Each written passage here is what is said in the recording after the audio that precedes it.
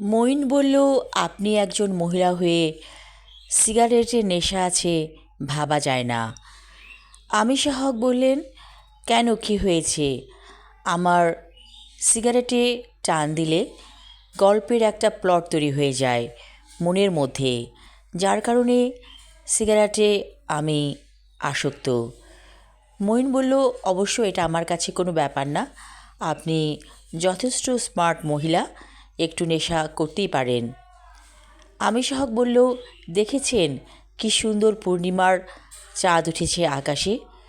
মঈন বলল, এই চাঁদ আমাকে এখন কাছে টানে না। আমার স্ত্রী মারা যাওয়ার পর কোনো কিছুই আমার কাছে ভালো লাগে না। মঈনের একমাত্র মেয়ে থাকে আমেরিকাতে, আর এখানে একা তিনি আছেন। হঠাৎ করে আমিশা হকের মনে হলো এই লোকটাকে তার জীবনের কাহিনী বলতে হবে। হঠাৎ করেই আমিশা হক বলে উঠলেন, আপনি কি জানেন আমার জীবনের খবর? মঈন বলল, আমি আপনার সম্পর্কে শুনেছি। ওসব কোনো ব্যাপার না। আমি অনেক বছর বিদেশে ছিলাম। এগুলো সমাজে হচ্ছে, কিন্তু আমাদের দেশে এটা একেবারেই নিষিদ্ধ, অর্থাৎ পরকীয়া। আমিশা হক বলল, আমার জীবনটাই নষ্ট হয়ে গেল এই পরকীয়ার কারণে। মঈন বলল, জীবন নষ্ট হয় না, আসলে আমরা এটাকে ভুলভাবে উপস্থাপন করি।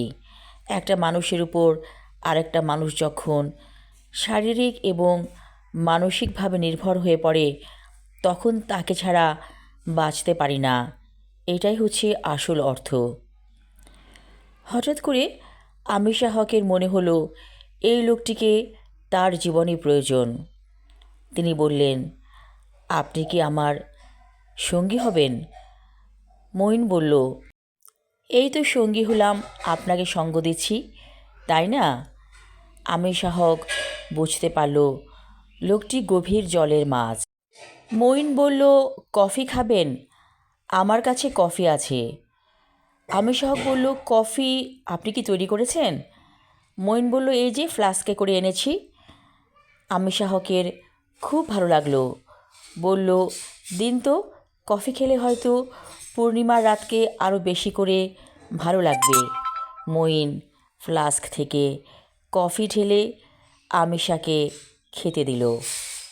শেষ রাতের দিকে আমিশা হক গল্পের পট পরিবর্তন করে ফেলল। চলে এসেছে কামাল তার বাসায়। হঠাৎ করে যখন কামাল ফোন অন করেছিল, তখন রোকেয়া কাঁদো কাঁদো গলায় বলেছিল, কোথায় তুমি? তোমার মেয়ে অনেক অসুস্থ, হাসপাতালে ভর্তি করেছি, তাড়াতাড়ি বাসায় এসো। আর দেরি করেনি কামাল, চলে এসেছিল সেখান থেকে যেখানে রিতার ফাঁদে পা দিতে যাচ্ছিল। সেই ফাঁদ থেকে কোনো রকমে বেরিয়ে এসেছিল কামাল। তাড়াতাড়ি হাসপাতালে যেয়ে দেখল তার মেয়ের ভীষণ জ্বর। রোকেয়া বলল, পারলে তুমি এমন করতে, আমি কি এমন বলেছিলাম? তুমি বাসা থেকে চলে গেলে, তারপর ফোন অফ করে রেখেছ। আমাদের মেয়েটা কত অসুস্থ হয়ে গেছে তোমার চিন্তায়। কামাল বলল, আমার ভুল হয়ে গেছে রোকেয়া, আর কোনো দিন এমন ভুল হবে না। আমিশা হকের মনে হলো এই দুজনের মিল দেওয়াটাই হচ্ছে সবচেয়ে ভালো। দর্শক মেনে নেবে। যদি পরকীয়ায় লিপ্ত করত কামালকে গল্পের মধ্যে, তাহলে সমাজের মানুষ ক্ষতিগ্রস্ত হতো। আমিশা হকের ভালো লাগছে, ভীষণ ভালো লাগছে। যে জীবনে সে পরম ধোঁকা খেয়েছে, সেই ধোঁকা আর কোনো নারী যেন না খায়, সেটাই ভাবছে আমিশা হক। কারণ সে একজন লেখিকা, তার লেখনীতে অনেক মানুষ অনুপ্রাণিত হবে, সমাজের পক্ষ নিয়ে কথা বলতে হবে। তার লেখনীতে যদি সমাজ বিগড়ে যায়, তাহলে তো পরিণতি ভালো হবে না। অনেক সহজ সরল মহিলার জীবন ধ্বংস হয়ে যাবে, যারা স্বামী ছাড়া সন্তান ছাড়া কিছু বোঝে না, সেই সব মহিলাদের কি হবে? আমিশা হক গল্পের শেষে লিখলেন, রোকেয়া এবং তিশার বাবা এখন অনেক ভালো আছে। লেখা শেষ করে তিনি বিছানায় গা এলিয়ে দিলেন। একটা ঘুম দরকার, অনেক ঘুম। হঠাৎ করে তার মনে হলো আজ আর ঘুম হবে না, কারণ কফি খাওয়া হয়েছে। তারপর বিছানা থেকে উঠে তিনি নিজে আরেক কাপ কফি খাবার জন্য কিচেনে গেলেন এবং চুলায় গরম পানি চড়িয়ে দিলেন।